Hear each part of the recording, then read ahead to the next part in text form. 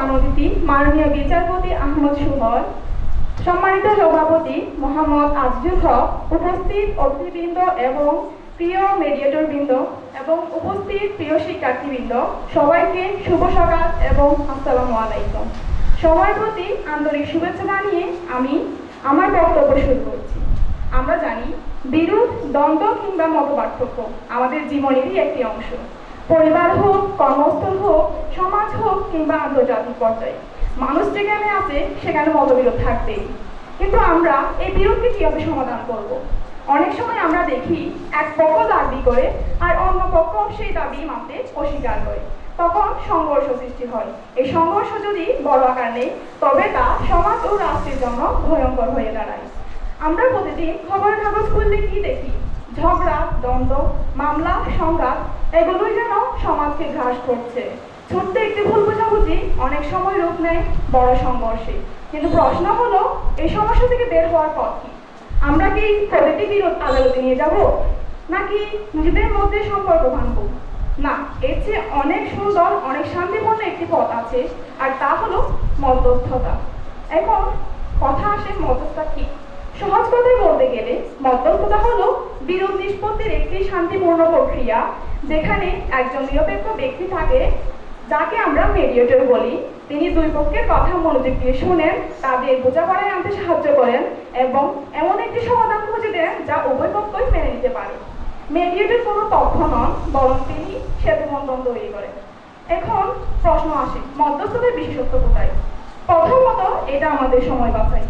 আদালতে আমরা মামলা করতে গেলে দেখি একটা মামলার সমাধান পেতে বছরের পর বছর সময় লেগে যায়, কিন্তু আমরা যদি মধ্যস্থের পথ অবলম্বন করি তাহলে আমরা খুব অল্প সময়ে একটি সুন্দর সমাধান পেতে পারি।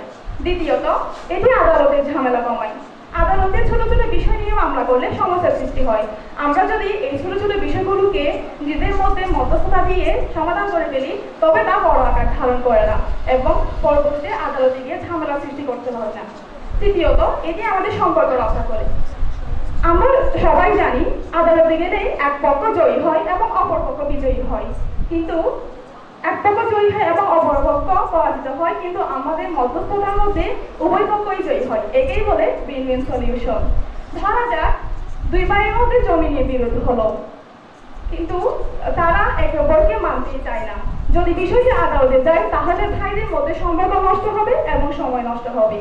কিন্তু যদি একজন নিরপেক্ষ ব্যক্তি আলোচনার মাধ্যমে এমন সমাধান বের করে দেন যাতে দুইজনেই খুশি হয়, তাহলে ঝগড়া পরিবর্তে শান্তি আসবে এবং সমাজে শান্তি শৃঙ্খলা বজায় থাকবে। পরিবার হোক, সমাজ হোক, সব ক্ষেত্রে আমরা মধ্যস্থতা পদ্ধতি অবলম্বন করব। এটি পরিবার বা সমাজ নয়, আন্তর্জাতিক ক্ষেত্রে মধ্যস্থতার গুরুত্ব রয়েছে। অনেক যুদ্ধ, অনেক সংঘাত মধ্যস্থতার মাধ্যমে বেড়ে গেছে। জাতিসংঘ, বিভিন্ন আন্তর্জাতিক সংস্থা শান্তি স্থাপনে এই মধ্যস্থতার পথই অবলম্বন করে থাকেন, কারণ পৃথিবী জানি যুদ্ধ কখনো শান্তি আনে না। শান্তি আসে আলোচনা থেকে, বোঝাপড়া থেকে।